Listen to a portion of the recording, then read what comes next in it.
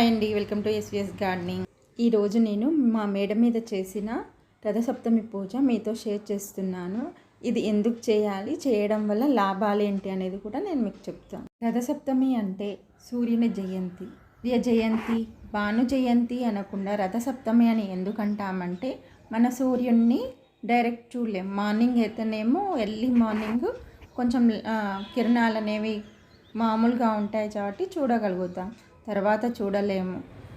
సూర్యుడి రథసారథి అరుణుడు ఎర్రగా ఉండడం వలన ఆ కిరణాలు అనేవి ఎర్రగా మనకు కనిపిస్తుంటాయి. అరుణుడే అంటే ఆ రథసారథి రథాన్ని దిశ అనేది మారుస్తూ ఉంటాడు గనక మనకు ఆ రథం ఎటువైపు తిరుగుతుందో అది మనకి కనిపిస్తుంది. దానితోనే మనము ఆ రాశులు అనేవి మారుతున్నవి అని చెప్పగలుగుతుంటాము. సో సూర్యుడు అనేది ఇప్పుడు దక్షిణం నుంచి ఉత్తర కాలయానికి ప్రవేశిస్తాడు. రథసారథికి రథానికి ప్రాముఖ్యత ఉండడం వలనే రథసప్తమి అంటాము. 24 hours 365 days సూర్యుడు రథం మీద తిరుగుతూనే ఉంటాడు. మనకి 7 గుర్రాల మీద తిరుగుతున్నాడని ఎలా తెలుస్తుంది అంటే మనం 7 రంగుల్ని కనిపిస్తుంటాయి కదా, ఒక్కొక్క రంగు ఒక్కొక్క గుర్రానికి ప్రతీకగా మనకి 7 గుర్రాల మీద సూర్యుడు తిరుగుతున్నాడని ప్రీతితి. ప్రజెంట్ సిచ్యువేషన్లో డి విటమిన్ అనేది విస్తృతంగా సూర్యుడి నుండే లభిస్తుందని మనందరికీ తెలుసు. రథసప్తమి రోజు ఉదయాన్నే లేచి స్నానం చేయడం వల్ల మన జన్మజన్మల పాపాలు తొలగుతాయని ప్రీతితి. రథసప్తమి రోజు నాడు జిల్లేడు ఆకులను, రేగు పండ్లను కలిపి 7 శరీర భాగాలు, తల మీద, నుదిటి మీద, హృదయం మీద, 2 భుజాల మీద, మోకాళ్ళ మీద 7 భాగాల మీద పెట్టుకొని స్నానం చేయడం వల్ల మన అనారోగ్య సమస్యల నుంచి బయటపడతామని మన పెద్దలు చెప్పి ఉన్నారు. అరుణోదయానికంటే ముందే స్నానం చేసి తర్వాత మా మేడ మీద ఇలా పొయ్యి వెలిగించి ఎర్రటి అంటే జాజుతోని అలికి, సూర్యుడు ఎర్రగా ఉంటుండు గనక అన్ని ఎర్రటి పూలు, ఎర్రటి వస్త్రాలు వేసుకోవాలి.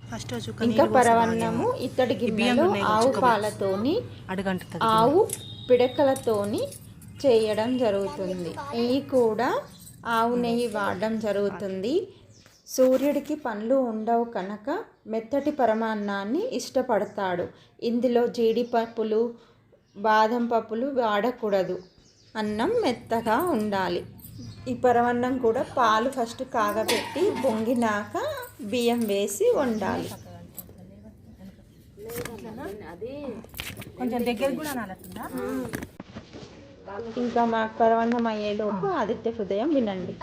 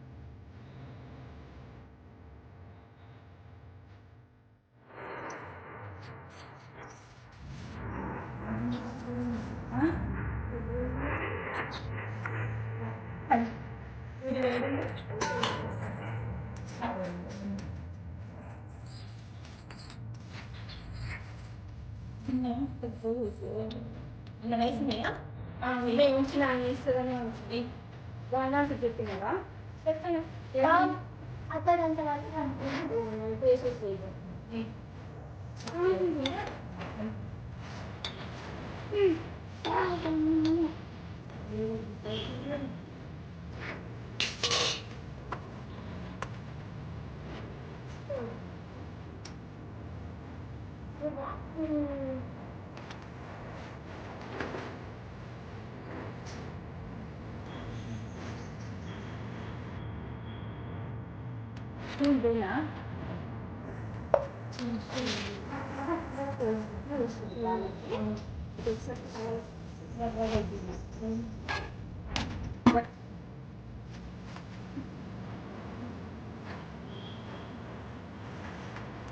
మరి ఇప్పుడు రైస్ ఎట్లా తీసుకొని చూడి తీసుకురావడం ఆ సార్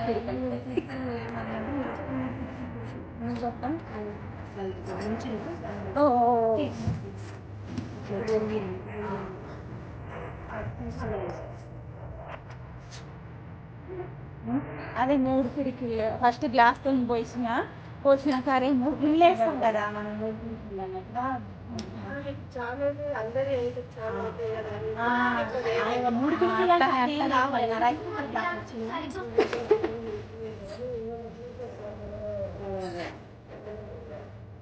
ఇలా ముగ్గేస్తుంటేనే ఆరింటికి వేస్తా అంటే 7ంటికి వేస్తాను కదా 7 కాగానే నావనే వేసింది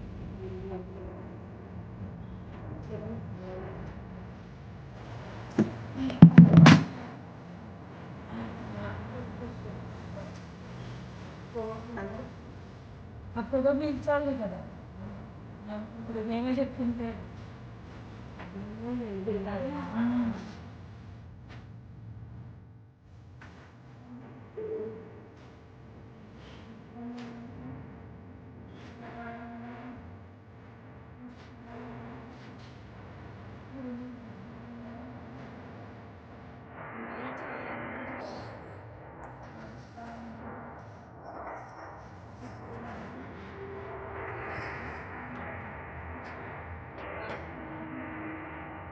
హ్యాండ్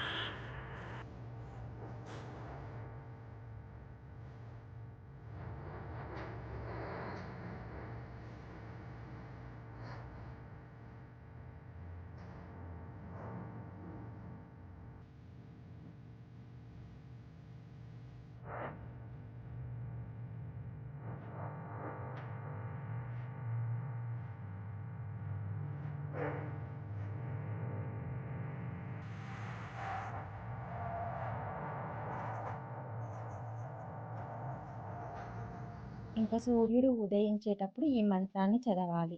సప్త సప్త మహాసప్త సప్తద్వీప వసుంధర సప్తార్క వర్ణమాదాయ సప్తమి రథ సప్తమి. ఈ మంత్రం చదవడం వల్ల మన జన్మజన్మల పాపాలు నశిస్తాయని ప్రీతితి.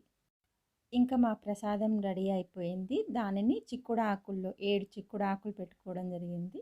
ఆ 7 చిక్కుడాకుల్లో కొద్ది కొద్దిగా వేసి అది మారేడు చెట్టు, రాగి చెట్లు, అంటే విష్ణుకి శివునికి ఇష్టమైన అన్ని చెట్లు కలిపి ఒక కుండీలో పెట్టుకున్నాము.